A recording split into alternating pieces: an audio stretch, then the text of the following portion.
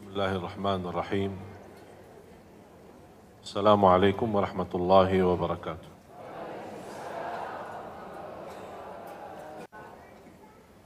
Alhamdulillahi rabbil alamin wa usalli wa usallimu ala ashrafil anbiya'i wal mursalin sayyidina wa nabiyyina Muhammad wa ala alihi wa sahbihi wa man tabi'ahum bi ihsanin ila yaumiddin. Subhanaka la ilma lana illa ma 'allamtana innaka antal alimul hakim. Yang bawa Quran terjemah, silahkan buka surat Ali Imran, surah ketiga ayat 185, 186. Buka Al-Quran, surah Ali Imran, ayat 185 dan 186. أعوذ بالله من الشيطان الرجيم.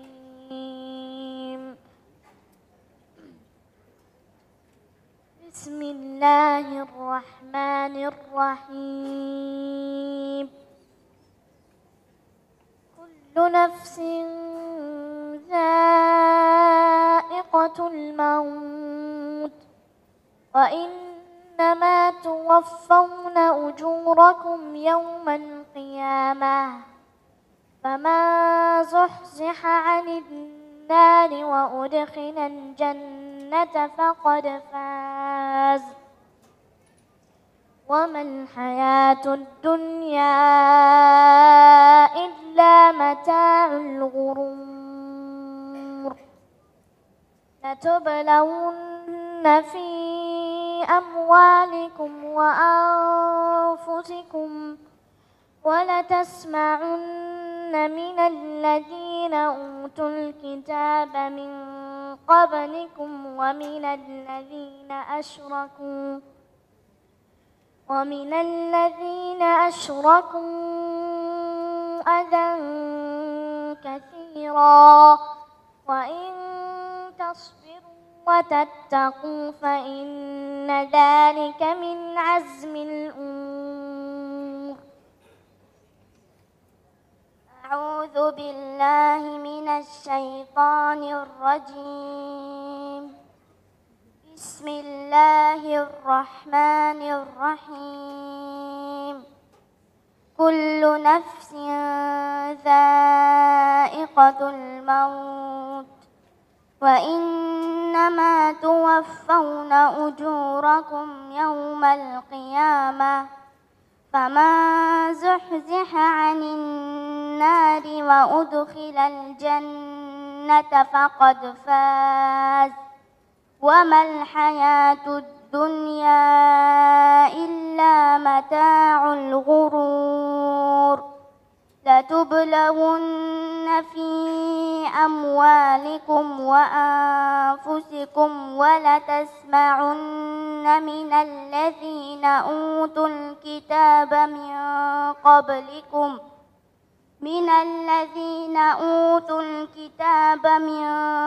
قبلكم ومن الذين أشركوا أذى كثيرا وإن تصبروا وتتقوا فإن ذلك من عزم الأمور. صدق الله العظيم. Alhamdulillah. Dari tadi dirayu anak-anak ini untuk membaca, tapi mereka tidak mau. Jadi harus tunggu saya. Dan mereka kalau sama saya memang turut luar biasa. Malah sama bapaknya aja tidak mau. Ini mereka baru kemarin tiba dari Madinah, tetangga saya di Madinah, berasal dari Tajikistan. Tajikistan itu bagian dari Rusia ya dulu. Dan mereka kakak adik, Fatimah, kakaknya Abdullah, dan dua-duanya menghafal Al-Quran 30 juz.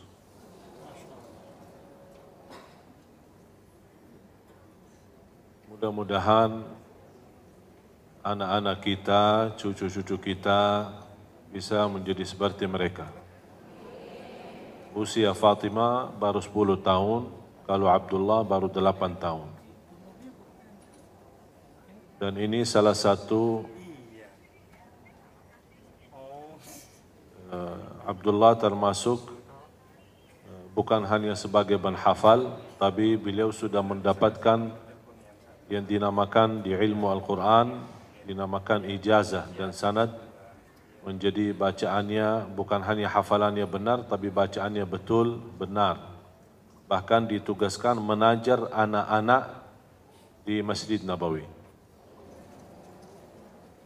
Dan Alhamdulillah ini langsung ditandatangan Syekh Dr. Abdul Muhsin Al-Qasim, salah satu imam besar Masjid Nabawi di sana. Bismillahirrahmanirrahim. Setiap yang bernyawa akan merasakan mati, dan hanya pada hari kiamat sajalah diberikan dengan sempurna balasanmu. Barang siapa dijauhkan dari neraka dan dimasukkan ke dalam surga, sungguh dia memperoleh kemenangan. Kehidupan dunia hanyalah kesenangan yang memperdaya. Berarti di ayat ini Allah menjanjikan kesempurnaan pahala. Betul? Ada 3 amalan yang menjaminkan kesempurnaan pahala. Dan Allah sudah menerangkan secara jelas di surah Fatir, surah 35, ayat 29 dan ayat 30. Silakan juga kita ikatkan antara ayat yang dibacakan oleh Abdullah sama Fatimah tadi dengan ayat ini. Di surat Fatir, ayat 29, surah Fatir, surah 35, ayat 29 dan 30. Mohon dibacakan juga terjemahannya. Ada 3 amalan yang Allah gambarkan terjamin dalam 3 amalan kesempurnaan pahala. Yang barusan saja di ayat surah Ali Imran, Allah sudah menjanjikan kesempurnaan pahala hanya diberikan di hari kiamat.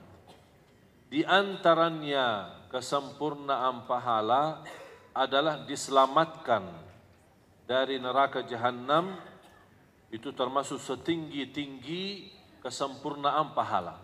Diselamatkan dari neraka jahanam dan dimasukkan ke dalam surga. Dan itulah termasuk peruntungan yang sangat luar biasa.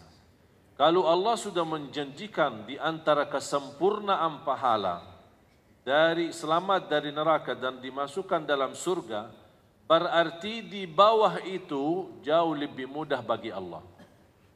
Kalau Allah sudah menerangkan setinggi-tinggi sempurna pahala selamat dari neraka jahanam. Dan saya yakin semua Bapak Ibu harap selamat dari neraka jahanam. Kalau Allah jamin kita selamat dari neraka jahanam, yang termasuk salah satu ancaman azab besar adalah neraka jahanam.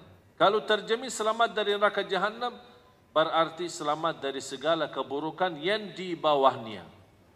Kalau yang sudah terbesar musibah besar, yang terbesar ancaman besar, kita sudah dijamin selamat, berarti apalagi yang lebih bawah lagi. Keburukan, ujian, musibah, fitnah, rumah tangga hancur, anak yang susah turuti orang, semua termasuk bermasalah dalam kehidupan kita. Kalau Allah sudah berkenan menjaminkan selamat dari neraka jahanam, apalagi hal-hal yang lain, hal-hal kecil. Tapi dalam 3 amalan. Silakan. Surat ayat berapa, Ustaz? 29 dan 30. Bismillahirrahmanirrahim. Sesungguhnya orang-orang yang selalu membaca kitab Allah, Al-Quran, dan melaksanakan sholat dan menginfakkan sebagian rizki yang kami anugerahkan kepadanya dengan diam-diam dan terang-terangan, mereka itu mengharapkan perdagangan yang tidak akan rugi. Perdagangan yang tidak akan rugi. Iman ada perdagangan yang terjamin tidak rugi? Ada enggak yang bisa jamin ikut bisnis bersama dan kita minta jaminan tidak merugi? Berani enggak dia kasih jaminan? Bu, kita berbisnis. Untung alhamdulillah. Kalau rugi ya sama-sama rugi. Ada yang jamin? Tidak ada. Kita bismillah, dengan berkahnya Allah kita berbisnis sama. Insya Allah kalau berhasil, kita bagi hasil. Tapi kalau rugi, sama-sama rugi. Tapi ada satu penawaran bisnis yang tidak ada ruginya. Itu tawaran dari siapa? Dari Allah. Percaya enggak sama Allah? Yang benar. Mudah kita berkata percaya, tapi susah mempraktiknya. Masalah percaya sama Allah bukan hanya ucapan. Karena Allah subhanahu wa ta'ala tidak menunggu ucapan. Allah tidak peduli siapa kita, Allah tidak peduli nama kita, Allah tidak peduli turunan kita, pakaian kita, jabatan kita, Allah tidak pedulikan. Yang Allah pedulikan isi hati kita dan amalannya. Orang berkata hatiku baik, yang penting hatiku baik. Kalau memang hatinya baik, apa bukti amalannya? Kalau hati baik itu raja tubuh badan hati. Kalau hati baik pasti seluruh amalannya jadi baik. Tapi kalau terlihat amalannya tidak baik berarti terbukti hatinya belum. Allah menawarkan perdagangan yang tidak ada rugi. Melalui tiga amalan. Yang pertama, mereka senantiasa membaca. Silahkan Bapak Ibu bertanya diri, berapa hari lewat belum baca Quran? Saya selalu hiburkan kepada jamaah, tolong jangan lewat 1 hari belum baca Al-Quran. Sibuknya bagaimanapun kesibukannya, paling tidak 1 ayat. Dan saya yakin 1 ayat tidak berat. Berat enggak 1 ayat? Tidak berat. A'udzu billahi minasyaitonir rajim. Bismillahirrahmanirrahim. Idza waqa'atil waqi'ah. Shadaqallahu. Susah enggak? Apalagi kalau disertai dengan terjemahan artinya. 1 ayat. Tidak menghabiskan tenaga, tidak menghabiskan waktu, tidak menghabiskan fikiran. 1 ayat. Dan boleh habis kita baca 1 ayat, selama masih kita ingat, boleh dipakai di sunnah qabliyah ba'diyah kita. Walaupun 1 ayat. Rasulullah SAW suka salat sunnah dengan 1 ayat. Jadi tidak harus mulai 1 surah dan selesai surah itu. Tidak harus itu. Mau salat fardu maupun salat wajib. Tapi daripada qulhu mulu, kita ganti-ganti. Ada ayat yang baru. Apa ayat yang baru? Alhamdulillah saya berhasil hafal 5 ayat Yasin. Udah, sunnah qabliyah rakaat pertama habis Al-Fatihah baca 5 ayat Yasin. Kalau kira-kira ada yang tertinggal dan belum ada yang bisa diingat, misal 3 ayat terus selanjutnya, oh ya Allah kemana habis, lupa ya, langsung tidak usah lama-lama, Allahu Akbar, rukuk, tidak usah fikir, udah rukuk, lupa, biarin aja. Tapi subhanallah, coba ibu-ibu tolong praktik itu. Demi Allah datang syaitan ingatkan kita supaya di rakaat kedua bisa lanjut. Mengapa syaitan mengingatkan ayat? Supaya pas di rukuk dan sujud tidak bisa konsentrasi. Fikirannya ayat itu, apa yang saya lupa, apa yang saya lupa. Akhirnya ucapan subhana rabbiyal azim tidak beres, subhana rabbiyal a'la tidak beres. Itulah upaya syaitan. Pas ketika berdiri lagi, alhamdulillah masih ingat. Tapi memang syaitan menggoda kita melalui ingat kebaikan. Bisa saja. Syaitan bukan hanya selalu mengajak keburukan, kadang-kadang bisa mengajak kebaikan demi menghilangkan kebaikan yang lebih besar. Contoh, membuat kita sibuk ingat ayat yang kita lupa dalam salat supaya tidak bisa khusyuk dalam sujud. Mana yang lebih utama, khusyuk atau ingat ayat? Jauh lebih utama khusyuk. Jadi syaitan pintar loh. Hati-hati sama syaitan, tingkatan lebih tinggi daripada profesor. Oleh karena itu, Ketika kita sudah merasa diri sudah lupa ayat, tidak usah difikirkan macam-macam, tidak usah berupaya untuk ingat, langsung segera takbir. Nikmati ruku'nya, nikmati sujudnya, tapi subhanallah begitu masuknya rakaat kedua pasti ingat. Baru kita boleh lanjut ayat yang tertinggal. Habis selesai dari hafalan kita walaupun beberapa ayat, kita ruku' lagi, sujud dan seterusnya. Ini justru sangat membantu kita menguatkan hafalan kita. Termasuk para hafiz Quran, termasuk anak-anak, kami selalu membiasakan mereka kalau lagi salat sunnah, biarpun dia masih anak, 5 tahun atau 6 tahun, baca ayat dan yang kamu hafal. Jangan membiasakan mereka kulhu saja.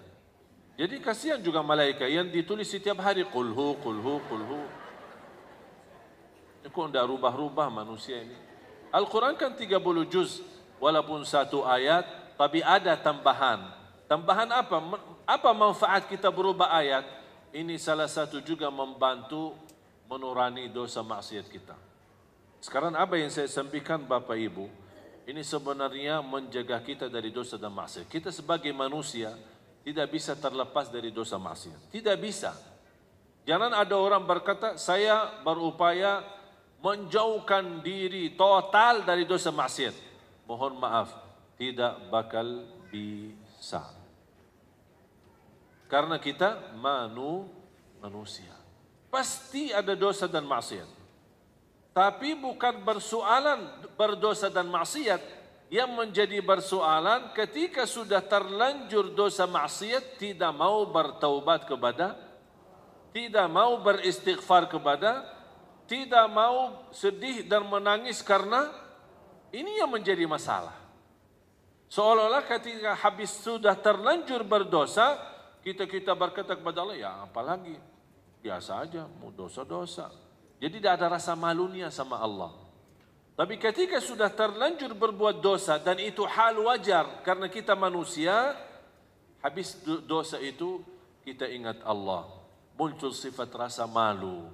Kita merasa diri Allah, sudah saya berdosa tapi Allah masih berkenan menutupi dosa saya, menutupi kesalahan saya. Coba, Bu, kalau setiap kita berdosa, setiap kita ghibah, setiap kita namimah, keluar bau dari kita. Dan semakin bertambah dosa, bertambah bau. Tambah lagi dosa, tambah lagi keras baunya. Gimana? Berani enggak keluar dari rumah? Kenapa? Terlalu bau. Masalahnya keras baunya itu kita sendiri tidak bisa rasain, tapi yang di sekitar kita malah bisa merasakan. Bisa dicium sama orang. Terus apa? Tapi subhanallah, salah satu tanda Allah sayang dan kasih rahmat untuk kita semua, tidak terlihat tanda dosa maksiat itu. Padahal bisa saja orang baru semalam saja habis dosa maksiat, tapi Allah menutupi dosa itu. Ini tanda apa? Kalau Allah berkenan menutupi, Allah memberikan pesan kepada kita, semalam saja aku menutupi dosamu. Kapan kamu mau minta maaf? Dikasih waktu. Sampai ada satu riwayat, ketika seorang manusia berdosa, Allah bertahankan malaikat yang menulis dosa maksiat. Jangan tulis dulu, sebentar. Kenapa ya Allah? Barangkali dia malu dan taubat. Kalau sudah taubat, berarti yang tertulis kebaikan bukan dosa. Beda kalau kita berbuat kebaikan, Allah perintahkan malaikat segera tulis kebaikan itu. Subhanallah. Begitu rahmat Allah untuk kita semua. Jadi tolong memperhatikan. Rutin membaca Al-Quran. Yang tidak bisa baca, silahkan dengar. Melalui murattal kita, melalui HP kita, melalui kaset kita. Kan semua sekarang HP-nya ada isinya Al-Quran. Silakan sambil bawa mobil kemana-mana, dengar. Ada handsfree, kita naik bis, kita naik motor, kita jalan kaki. Walaupun ada orang yang sambil jalan belum tentu bisa merasa nikmatnya khusyuk atau bisa khusyuk maksimal mendengar Al-Quran, tidak apa-apa. Setidak-tidaknya kita simak, ada yang kita dengar kebaikan, apalagi mendengar kalamullah, terhitung setiap satu huruf 10 kebaikan. Apalagi Jumat. Kalau kita dari pagi terus sepanjang jalan kita simak Al-Quran, dengar Al-Quran. Kira-kira mau berdosa sambil dengar Al-Quran? Tidak mungkin. Apakah kita berani bermacam kata yang kotor sambil mendengar Al-Quran? Ini salah satu menjaga kita dari maksiat dan dosa. Baca Al-Quran. Terus yang kedua,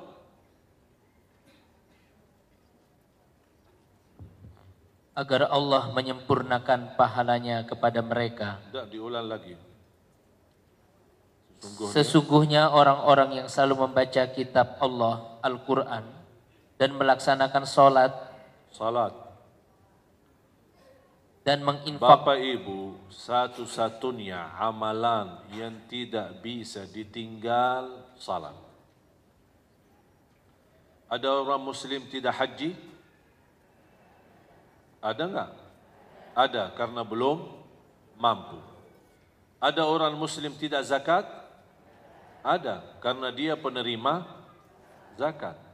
Ada orang Muslim tidak puasa? Ada, lagi sakit, musafir, atau cukup tua, tidak sadar perbuatannya, bisa tidak wajib puasa.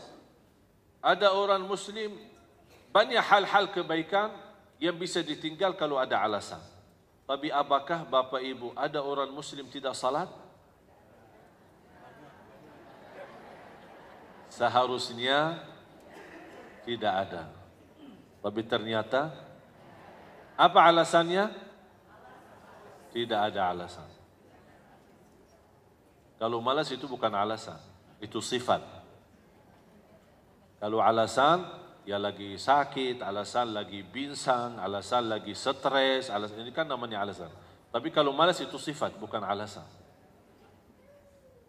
Satu-satunya ibadah yang tidak boleh ditinggal salat. Tak boleh berdiri, duduk. Tak boleh duduk, berbaring. Bukan tidur. Salat tidur. Tak bisa wudu, tayammum. Tak bisa salat tepat waktu, jamak. Tak bisa jamak, qasar. Bahkan dalam kondisi perang, yang namanya perang, Allah wajibkan yang dinamakan salat al-khawf, salat ketakutan. Karena dalam kondisi perang, jadi separuh tentara militer, separuhnya salat, separuhnya menjaga. Begitu selesai mereka satu rakaat, terganti orang yang menjaga lanjut satu rakaat. Ini memang ada cara khusus. Untuk apa Allah memberikan tanda? Supaya tidak ada alasan kalau dalam keadaan ketakutan wajib salat, walaupun dengan cara sederhana seperti salat khauf. Apalagi kalau dalam keadaan aman.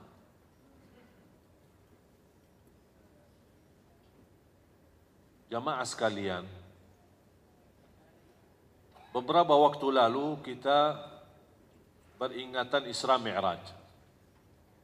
Dan salat termasuk satu-satunya ibadah yang diterima oleh Rasulullah SAW langsung dari Allah tanpa melalui wahyu.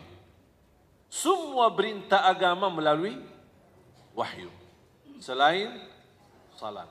Mengapa Allah Subhanahu wa taala mengajak Nabi Muhammad SAW berjalan cukup jauh dari Makkah sampai Masjidul Aqsa, kemudian naik lagi, bisa menghabiskan tenaga, fisik, waktu cukup lama. Walaupun bagi Allah tidak bagi waktu, kun fayakun, selesai semuanya. Tapi begitu Allah menunjukkan, inilah proses perjalanan sambil menerima sebuah perintah yang begitu agung. Langsung dari Allah Subhanahu wa taala diperintahkan kepada Nabi Muhammad SAW dan umatnya salat. Diberikan kesimpulan, barang siapa yang ingin berhubungan atau kontak langsung sama Allah, jaga salat. Kalau sudah putus tali salat kita sama Allah, tak ada ibadah lain yang bisa menghubungkan dengan Allah langsung. Karena satu-satunya ibadah yang berhubung langsung sama Allah itu salat. Kalau salatnya putus, artinya tidak salat sama sekali, atau banyak bocor, salat kadang-kadang tidak, kalau lagi senang salat, kalau lagi galau tidak salat, berarti tali hubungan kita sama Allah sudah putus. Kira-kira apa lagi yang bisa dihubungkan sama Allah lagi? Tidak bisa, tidak ada. Bahkan ulama menjelaskan, Bapak Ibu, pernah dengar nggak ketika saya pernah bertanya, kalau ada seorang muslim tidak salat, dia langsung kaget guru saya. Dia langsung bertanya kembali kepada saya, "Eman ada orang muslim tidak salat?" Heran, dia bingung, ada orang muslim tidak salat? Saya bilang ada. Beliau menjawab, kalau ada orang muslim terbukti tidak salat sama sekali ketika dia meninggal dunia, tidak boleh dimandikan, tidak boleh disalati, tidak boleh dimakamkan di kuburan orang Islam. Karena dia bukan Islam lagi. Masalah kalimat syahadat itu urusannya sama Allah. Tapi secara hukum di Islam, yang tidak salat sudah memutusi hubungan Islam sama Allah Subhanahu wa taala. Hati-hati. Bukan main-main masalah salat. Bahkan dia termasuk satu-satunya ibadah yang tidak bisa ditinggal dalam alasan apapun, kecuali kalau sudah murtad. Paham enggak murtad? Keluar dari Islam. Kalau sudah keluar dari Islam, ya udah tidak ada wajib salat. Atau sudah, faham enggak ini? Alhamdulillah faham. Kalau sudah gila, tidak ada wajib salat. Atau kalau sudah mati, kalau sudah dikubur, sudah tidak ada wajib salat lagi. Dan berapa banyak orang muslim yang sedang dalam keadaan gila. Oleh karena itu tolong jamaah sekalian, kita memperbaiki hubungan kita sama Allah melalui salat. Itu salat bisa kontak langsung sama Allah. Sampai Allah memberikan pesan melalui cerita Isra Mi'raj, barang siapa yang ingin berhubung langsung sama aku, kata Allah, salat. Ini tidak bagi malaikat, tidak bagi wali, tidak bagi nabi, tidak bagi siapa-siapa. Ini langsung sama Allah Subhanahu wa taala. Yang ketiga,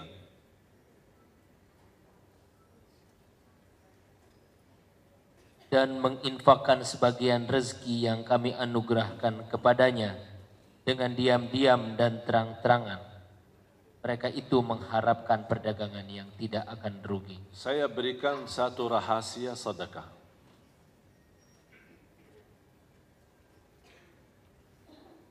Sedekah, saya pernah bahas sedekah subuh, masih ingat? Sedekah subuh. Mudah-mudahan masih terus berjalan. Hah? Masih jalani belum? Ya, tolong dijaga sedekah subuh. Mengapa sedekah subuh? Saya sudah jelaskan, karena ada doa malaikat mendoakan setiap subuh, ya Allah berkahi dan ganti yang lebih besar. Yang kedua, doa Nabi Muhammad mendoakan ibadah kita di subuh hari.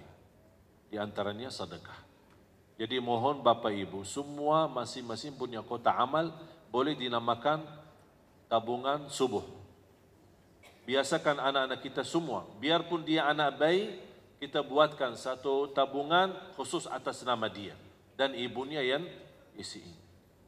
Sungguh dahsyat sedekah subuh itu. Apapun masalah kita, hutang, masalah hajat, jodoh, rumah tangga, urusan anak, turunan, sedekah subuh itu luar biasa. Bukan main. Dan selama saya sampaikan sedekah subuh kepada jamaah yang punya hajat, sungguh subhanallah, hampir 90% dari mereka hubungi saya lagi, alhamdulillah masalahnya sudah selesai. Dan berkahnya sedekah subuh. Yang kedua, sedekah habis maksiat.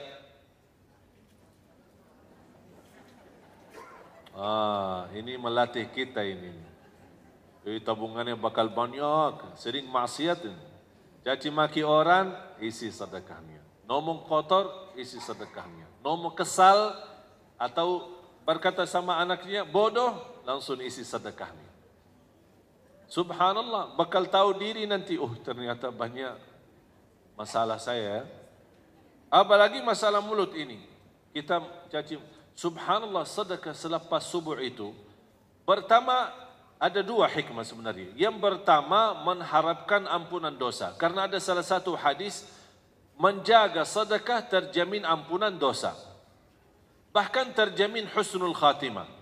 Terjamin jauh dari kematian mendadak. Terjamin jauh daripada kematian memburuk. Tahu enggak kematian mendadak, Bu?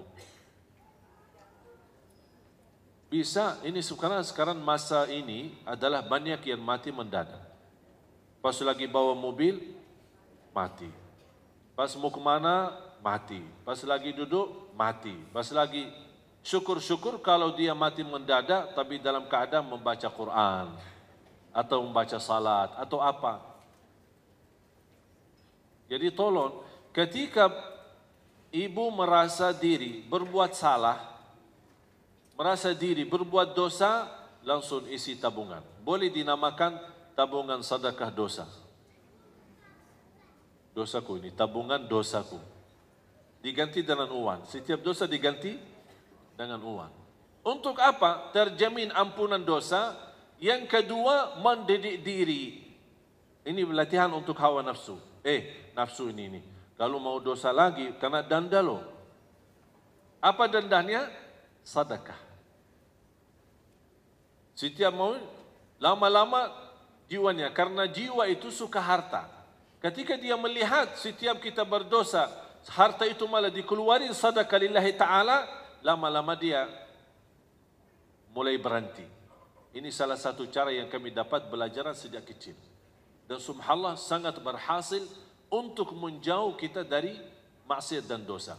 Dan alasan yang ketiga, melalui sedekah yang kita berikan kepada Allah di saat dosa maksiat itu, kita mengharap dan memohon melalui sedekah, itu namanya tawassul bil amali salih. Tawassul dengan amal salih. Di antaranya sedekah.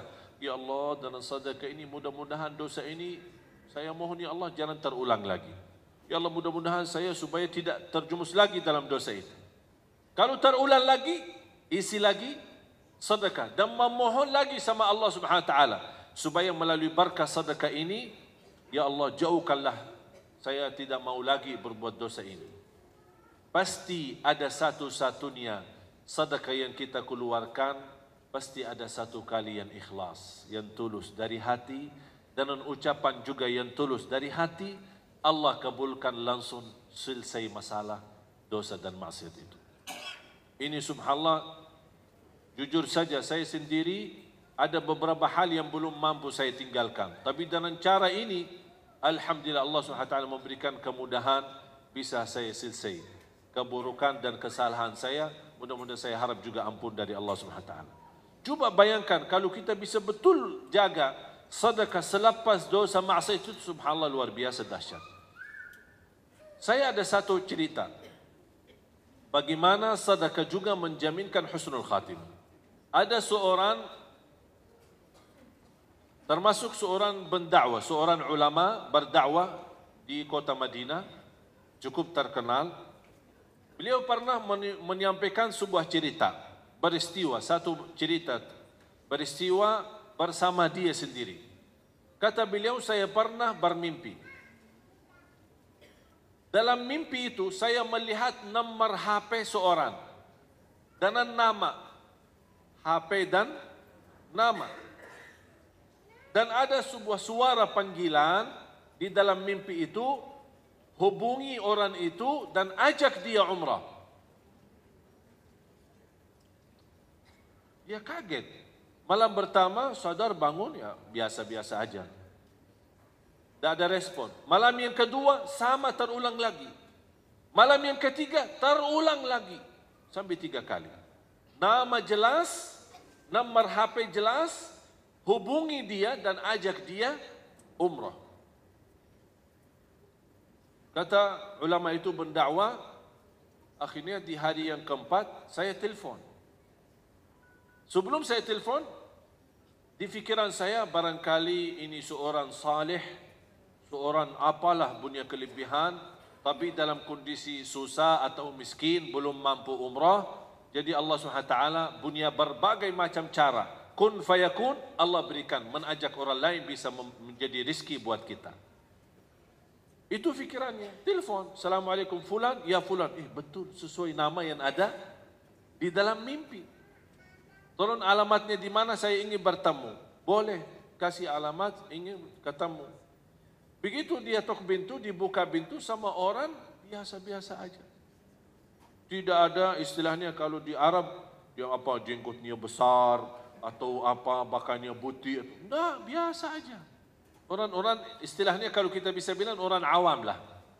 Bukan orang ulama, bukan orang kiai, bukan orang terlihat ada tanda-tanda kesalehannya. Dia kaget. Maaf, ini Bapak Fulan? Ya, betul. Ini nomornya HP-nya ini? Ya, betul. Ada apa?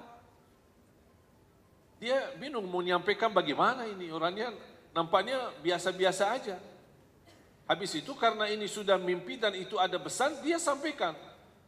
Jujur saja saya melihat mimpi 3 kali. Diperintahkan, diajak kamu umrah.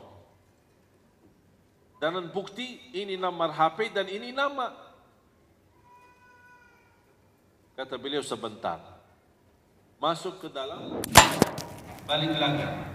Boleh ajak saya umrah, tapi ada satu syarat. Dia tinggal di Madinah. Satu syarat. Hari ini berangkat dan pulang hari ini. Itu syaratnya.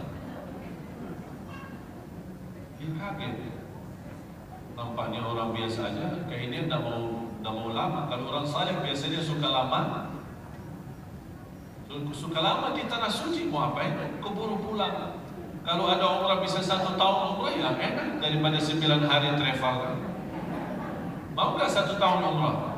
Tapi biaya sama dengan 9 hari. Tak mau bayar 1 tahun. Tapi subhanallah, banyak jamaah kita yang mendapatkan kemudahan bisa ke tanah suci, tapi terlihat mereka banyak di pasar daripada di masjid. Sibuk belanja. Karena dia tidak merasa nikmat dapat kemudahan ke tanah suci. Beda sama orang yang sepanjang hidupnya berdoa. Kalau sudah 2 kali, 3 kali sudah tak jadi biasa, kebiasaan. Itulah ibadah yang kebiasaan itu bahaya. Beda sama ibadah, ada rasa merindukan. Merindukan Ka'bah, merindukan makam Rasulullah SAW, merindukan Masjid Nabawi, merindukan. Beda rasanya. Habis disepakati, sudah diajak umrah. Tahu-tahu kata ulama itu, tahu-tahu saya temani perjalanan biasa-biasa aja sampai ke Makkah. Maaf, mampir ke Miqat di Madinah, Bir Ali sana, ganti baju di sana, ihram semua segala, terus lanjut perjalanan sampai ke Makkah. Begitu langsung sampai Makkah, langsung cepat-cepat, ayo cepat-cepat, kita mau cepat pulang. Itu bahasanya. Terus tawaf selesai, Safa Marwah selesai, cukur, tahallul, lepas ihram, pakai baju, udah ya, ayo yuk kita pulang. Astagfirullah, kaget. Apa rahasia di belakang orang itu? Pas begitu kami jalan kaki menuju ke parkir mobil untuk siap-siap pulang. Tiba-tiba orang itu, maaf, saya mau balik lagi ke masjid. Astagfirullah. Oh sebentar, cepat-cepat sebentar mau balik lagi. Sebentar aja, saya ada keinginan sekali, tak tahu muncul di dalam hati saya, ingin sekali mau salat 2 rakaat. Dari tadi bisa salat, bisa nikmat. Oh cepat-cepat pulang, sekarang mau balik lagi. Udahlah, terserah mau. Tapi tak apa-apa kalau mau nginap. Enggak, salat 2 rakaat langsung pulang. Udah, terserah, ikutin. Pas dapat. Apalagi kalau musim lagi sepi, habis haji, biasanya habis haji langsung sepi banget. Pas sampai ke sana, habis cium Al-Hajarul Aswad, kemudian dia salat di depan Ka'bah. Salat 2 rakaat. Kata ulama itu saya perhatiin. Salat pertama, baca ruku, sujud. Rakaat kedua, berdiri, ruku' dan sujud. Pas di sujud yang terakhir, lama sujudnya. Pas saya datang, lama, terasa lama banget, bukan biasa. Ini dari tadi cepat-cepat malah. Kok ini kok terakhir kok lama? Oh barangkali mau berdoa. Tapi terlihat lama, bukan biasa. Didekatin, digerakkan, ternyata sudah meninggal dunia. Allah subhanahu wa ta'ala.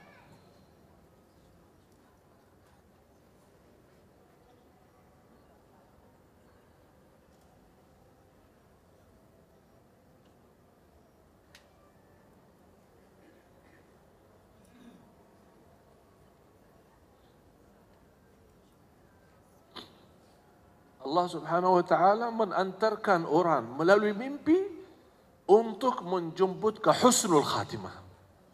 Itulah cara Allah subhanahu wa ta'ala yang kita tidak bisa tahu. Tidak bisa tahu. Allah maha baik, bahkan terlalu baik sama manusia. Inilah diantaranya seorang susah payah, tidak punya kemampuan bisa berumrah. Allah hantarkan melalui mimpi. Bisa diajak umrah. Bahkan dihantarkan ke Makkah, ke tanah suci supaya dapat husnul khatimah di sana. Inilah cara Allah. Kalau Allah berikan izin husnul khatimah, tidak ada yang bisa membindahkan husnul khatimah itu. Orang biasa, orang awam, bukan seorang apa kelebihannya. Habis meninggal dunia, dia kembali langsung ke Madinah bertemu keluarganya. Apa cerita di belakang ini orang? Apa cerita? Apa rahasia? Ternyata Bapak Ibu ada satu, ini yang Allah gambarkan. Mereka selalu berinfak secara diam-diam maupun sembunyi. Kata istrinya, setiap kami masak makanan, beliau selalu tegaskan ke saya tidak mau makan dan haram makan itu bagi saya. Sebelum tetangga saya, seorang ibu tua tidak punya siapa-siapa yang layanin, sebelum si ibu tua ini makan dulu. Habis dia makan, baru saya makan sisanya. Itulah kelebihannya hanya satu. Bu dan jamaah sekalian, kita tidak tahu mana saja amal salih yang menjaminkan husnul khatimah. Bisa amal salih sederhana, tak dinilai, tak dihitung. Tapi ternyata melalui amal itu terjamin masuk surga. Terjamin husnul khatimah, bahkan bisa di tanah suci. Walaupun kita orang di Indonesia. Allah punya berbagai macam cara. Ini semua dunia dan segala isinya Allah yang atur. Kita tidak bisa apa-apa. Oleh karena itu jamaah sekalian, ketika kemarin saya di Hong Kong, saya terharu sekali kepada seorang wanita pembantu. Baru saja saya dapat dengar berita dia kembali ke tanah air nikah, kemudian kembali lagi ke Hong Kong bekerja. Pas kemarin saya mengisi acara bersama Imam Besar Masjid Qiblatain di Hong Kong, ada seorang ibu itu datang kepada saya sambil menangis. Dan dia menyerahkan mas kawin. Dia berkata, ini mas kawin sedekahku untuk tunanetra di Indonesia. Seorang pembantu yang baru saja nikah, belum menikmati mas kawinnya, dia sudah mensedekahi. Bahkan ada satu lagi di antara mereka yang menjadi tenaga kerja. Mereka pergi ke sana tinggalin keluarga istri karena dia butuh mencari nafkah dan rezeki. Dia mengikhlaskan gaji 1 tahun. Dan dia mohon kepada saya, mohon diterima. Saya berdoa, ya Allah mohon diterima mereka ini. Inilah kadang-kadang jamaah sekalian, ada amal salih yang kita tidak pernah hitung. Tidak pernah kita fikirkan. Tapi ternyata melalui amal salih itu bisa membahagiakan orang lain. Bisa berguna bagi orang lain. Wallahi, dengan kun fayakun, Allah berikan pahala yang begitu luar biasa. Dan itulah penjelasan ayat yang terakhir. Sebelum saya tutup doa, tolong bacain arti ayat terakhir. Agar Allah menyempurnakan pahalanya kepada mereka dan menambah karunia-Nya. Dan menambah karunia. Inilah karunia yang tidak dijelaskan di sini. Inilah karunia yang tidak dijelaskan di sini. Mengapa? Karena Allah yang menentukan karunia itu seperti apa. Bisa saja sebagaimana cerita yang tadi saya ceritakan. Itulah. Tapi Allah jamin ada tambahan karunia. Tapi seperti apa karunia?